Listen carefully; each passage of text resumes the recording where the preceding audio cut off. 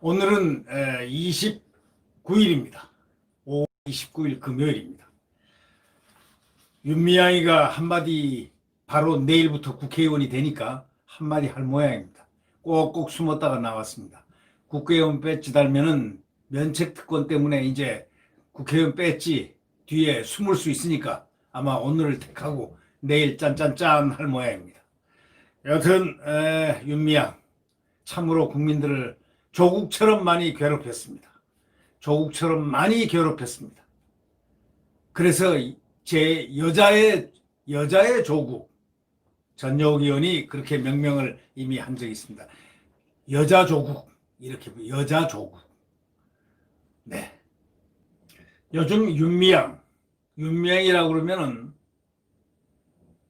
참 여자 조국보다 더 질긴 여자 조국. 아마 깜짝 놀랄 겁니다. 이 위안부 단체가 왜 상관없는 민주당과 한 몸처럼 되어 있지? 라는 제하에 글이 오늘 조선일보 사설에 올라와 있습니다. 이 사설을 보면서 어쩌면 이 글이 압축적으로 잘 써놨지 윤미향에 대해서 라는 인식을 하기 때문에 이 사설을 같이 공유하면서 한번 음미해 보겠습니다. 이 윤미향 의혹의 핵심 인물 중 한 사람이 정의기억연대 사무총장, 바로 그 여성이 저 사무총장이라는 사람이 홍보기획비서관, 청와대 홍보기획비서관의 아내라고 어저께 신문에 발표됐습니다. 사무총장은 정의연 부실 회계장부 작성과 관리에 실질적인 책임자가 되어 있습니다. 자, 어떻게 됩니까? 이렇게 되면 위안부 피해자인 이용수 할머니가 폭로 기자회견을 하자 뭐라고 얘기했냐면 고령의 심신 취약 상태로 기억이 왜곡된 부분이 많다 이렇게 비난을 한 사람입니다. 이 말은 치매다 이런 얘기입니다. 고령의 나이가 많이 먹어서 몸도 취약 상태고 신도 취약 상태고 마음도 취약 상태다. 다시 말하자면 이용수 할머니를 매우 비난한 겁니다.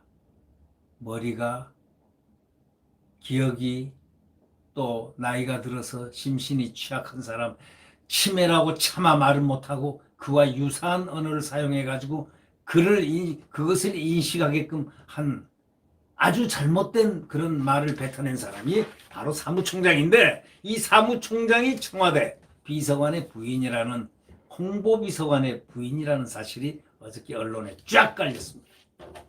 아니, 그 고령의 할머니, 그 이용수 할머니 기자회견을 보고 박지원 의원이 뭐라고 그랬습니까? 박지원 의원은 문재인 지지자입니다. 민주당 지지자고 민주당 사람입니다. 민주당 사람에도 과거 민주당에서 커왔으니까 말이죠. 근데 그분이 뭐라고 그러냐면 논리가 정연하고 머리가 아주 명석하다. 기억력이. 깜짝 놀랐다고 그렇게 얘기했습니다. 박지원 의원이. 모든 국민들이 깜짝 놀랐습니다. 원고도 보지 않고 읽는다. 이렇게 박지원 의원이 말했습니다. 그런데 이분을 갖다가 고령의 심신 취약 상태로 기억이 왜곡된 부분이 많다. 이렇게 이런 자의 폄하를 시킨 사람이 누구냐? 바로 위안부 그 피해자 할머니들을 돈답시고 만들어 놓은 정의기억연대 사무총장, 바로 그 여성은 바로 청와대 홍보기획비서관의 아내였다는 사실이 드러난 겁니다. 자, 이런 정의연 사무총장하고 청와대 비서관이 부부 사이라고 해서 정의연 사태를 청와대와 연결 지을 수는 없다. 그러나 이번 사태를 놓고 청와대하고 민주당이 정의연과 윤 씨를 왜 그렇게 감싸고 도는지는 어느 정도 이해할 수 있는 배경은 될 것 같다라는 게 이 사설에서 말하는 요지입니다. 이 정의연과 전신 정대협 출신 인사들이 여러 곳에 포진되어 있습니다. 지은희 전 여성부 장관, 이미경 전 민주당 의원, 신미수 전 청와대 비서관 등등등등 여성들이 전부 다 정대협 출신입니다. 1990년대 초 시작된 위안부 운동을 발판 삼아가지고 정치권에 막 그냥 정치 제도권에 그냥 진출을 하는 것입니다. 그걸 뒷배로 하고 그리고 외연을 넓혀가면서 정치적으로 일본을 반일을 이용을 할 때는 항상 나서고, 그리고 그 가운데서 정치적 성장을 모르게 깊게 넓게 광활하게 하고 있었던 것입니다. 이 윤씨, 윤미향 역시 정의연 활동을 내세워가지고 총선 공천을 받았습니다. 참여연대 출신들이 현 정권 핵심부 곳곳에 포진되어 있는 그런 것을 빗대가지고 정의연은 뭐라고 그러냐면 여성 참여연대라는 그런 말까지 언론에 딱 해줘야 됐습니다. 여권에서 활려가는 여성 상당수가 정의연에서 직간접적으로 몸을 담았거나 그런 경력이 있거나 또는 무슨 뭐 고문이거나 또는 무슨 뭐 자문위원이거나 또는 뭐 위원이거나 위원장이거나 한 사람들이 많습니다. 왜 이렇게 오늘날 이렇게 거대한 정치의 배경이 됐을까요? 정의연이. 위안부 진상규명 해결이라는 목적을 위해서 만들어진 일종의 시민단체가 어떻게 해서 국내 현실 정치에 깊숙이 모든 민주당의 세력들이 함구령도 내리고 말도 못하게 하고 굴복하지 마라 하고 당대표가 이럴 지경에 이르렀냐 이런 얘기죠. 그러면 다들 도대체 제가 이 위안부 단체에서 활동한 경력이 왜 현실 정치에 가장 중요한 이런 데 진출한데 사다리 또는 매개 역할을 하고 있느냐 이런 얘기죠. 이걸 국민들이 의아스럽게 지금 쳐다보는 겁니다. 바로 문제는 여기 있습니다. 위안부 할머니가 정의연에 30년간 속을 만큼 당할 만큼 피눈물 나는 세월을 갖다가 보냈다고 절규하고 있지만 민주당 대표는 신상 털기시 우혹적이다. 함구령 함부로 얘기하지 마라. 함구령. 헌법기관 제각기 헌법기관인 민주당 국회의원들에게 함구령까지 내렸습니다. 거기다가 어저께는 안 돼가지고 그저께인가는 굴복하지 마라. 굴복할 수 없다. 이런 소리를 당선자 회의에서 했다는 이해찬의 그 모습 보고 참으로 무엇이 이자들을 갖다가 이 정의연의 이 참 어떤 사고의 필린이 위안부 할머니를 빙자해서 이런 모든 의혹들을 발생해낸 이런 위안부 단체가 왜 상관없는 민주당과 한 몸처럼 되어 있지? 라는 사설 제목처럼 거기에 의문이 전 국민들이 갖기 시작한 겁니다. 바로 이 점을 잘 알아야 됩니다.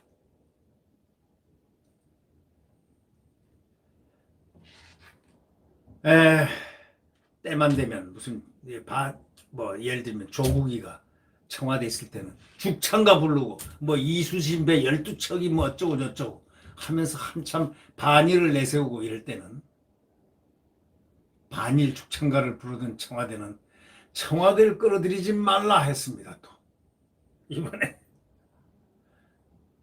위안부 할머니를 앞세워서 반일 죽창가를 불렀다는 겁니다. 그런데 죽창가를 부르는 청와대가 청와대를 거기다가 연관시키지 말라 하고 딱 했습니다.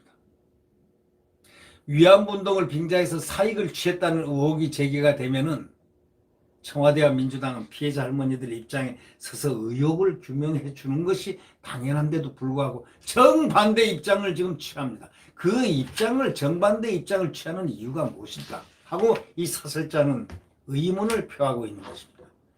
여권 지지자들이 위안부 피해자 할머니들의 어떤 글을 통해서 친일파 토착 왜구라고 막 비난을 합니다. 이 이상한 현상의 이유가 뭡니까?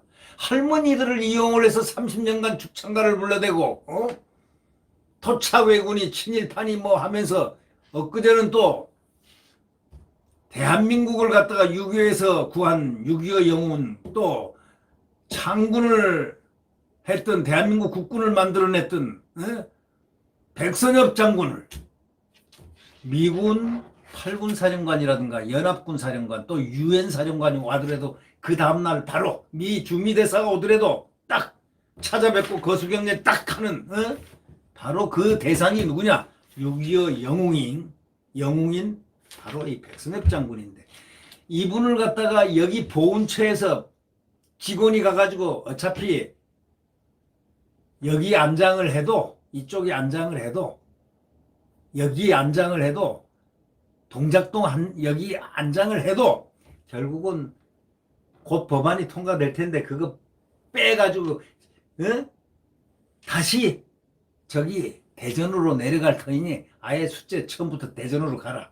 이런 식으로 압력을 넣는 이 모습들이 전부 다 언론에 나오고 집중으로 대한민국 국민이 일어나고 급기야는 향군도 일어나고 온 국민이 일어나니까 이크 뜨거워 하고 지금 어저께인가는 보훈처장이 가서 그런 일이 없다느니 뭐 어떤 이상한 뭐 그렇지 않다느니 뭐 이런 변명을 했다고 그러는데 이 대한민국 왜 이런지 모르죠.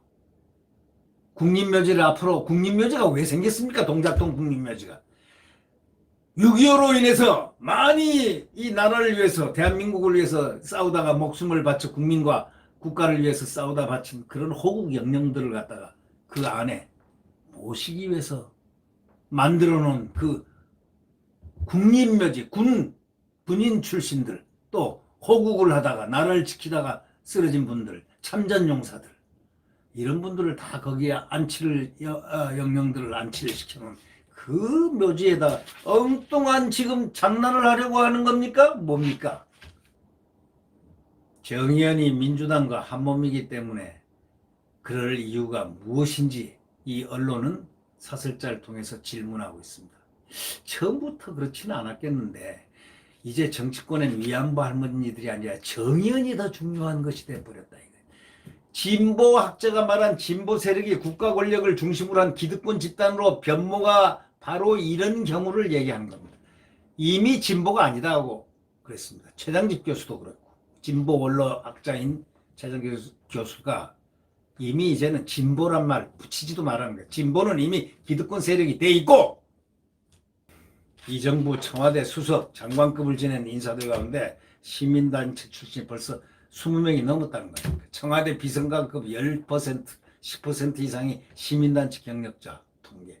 일반 부처와 지자체에 있는 시민단체 출신은 훨씬 더 많고 시민단체 존재 이유는 NGO이기 때문에 그런데 한국에서는 B자가 없어지고 정부기구 NGO가 아니고 GO가 됐다고 이 신문은 이 조선일보 사설자는 맹렬하게 비판을 하고 있습니다. 비정치적이면서도 이 정부 기구를 갖다가 감시하고 환경을 감시하고 잘 가도록 만드는 그러한 역할이 돼야 되는데 이건 완전히 정부 기구가 됐다 하면서 개탄을 하고 있습니다. 네. 구독 버튼과 엄지를 눌러주시면 감사하겠습니다. 오늘 소식을 전달했습니다. 오늘도 좌절하지 않고 오로지 희망. 우리에게는 태양이 항상 떠오른다. 어두운 오늘도 조금 지나면 태양은 다시 떠오른다. 희망의 메시지를 전달하고 또 전달받는 오늘이 되시기를 바랍니다. 네. 안녕히 계십시오.